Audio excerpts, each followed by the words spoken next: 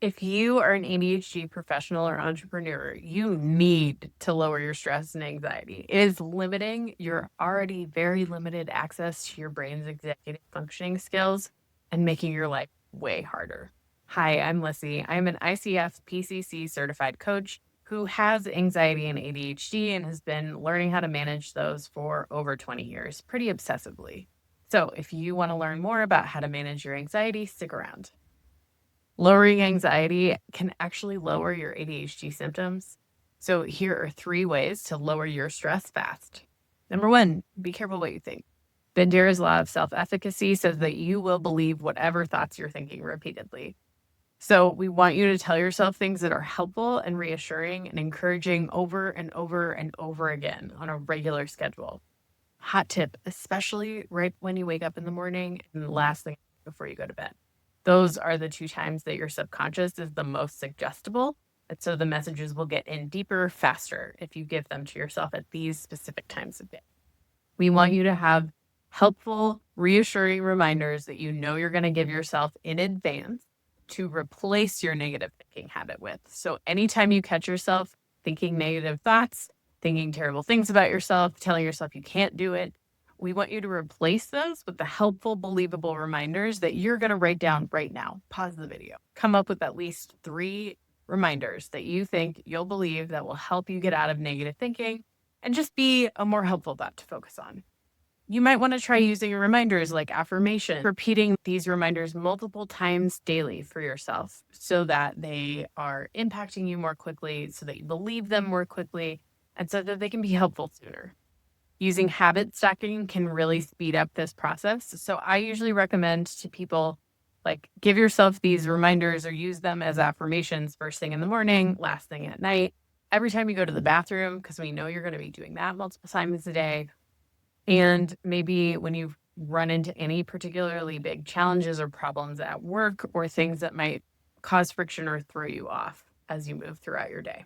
So now that you know how to be careful of your thoughts and what you're thinking, we want you to add in easy to do anywhere stress reduction practices.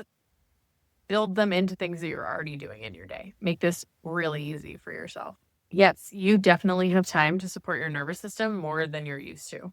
And it's going to buy you extra executive functioning credits. So this is definitely worth doing. Breathing is the fastest and easiest way to kick on your parasympathetic nervous system. It's free, it's invisible, you can do it anywhere, and no one's going to notice.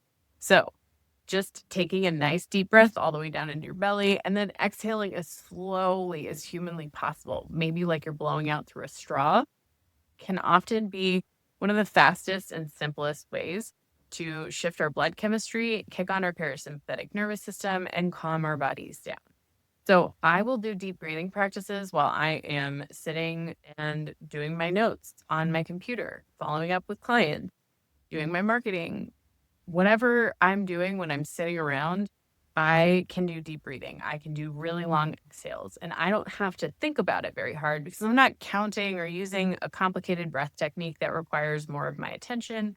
I'm just giving my nervous system a little extra care in the midst of doing whatever it is that I would already be doing anyway, which is like the ultimate hack to do more stress relief activities. So if you're looking to habit stack a new breathing practice into your day, again, you can do this in every meeting that you get into. Maybe at the very beginning of the meeting, you take at least 5 deep breaths and make your exhales as long and slow as humanly possible. Maybe you do it at the end of every meeting. Maybe you do it every time you go to the bathroom or every time that you take a drink of water. We want you to plan breaks into your day. Maybe take some stretching breaks or movement breaks so that you're getting extra executive functioning benefits from the break and you're actually going to get more done as a result of taking the breaks rather than less. The number 3 thing I need you to know is that movement is going to be your best friend. Dancing lowers cortisol and has actually been shown to be the number 1 antidepressant that we have from all forms of movement, all forms of medication, everything. Dance actually performed the best. So if you want to increase your energy, increase your mood, and increase your focus, a 1-song dance party break in the afternoon is my favorite way to do this. Dance lowers your cortisol too, which is the stress hormone, which is going to lower your anxiety as well. Any kind of cardio is great for anxiety, and dance is a form of cardio.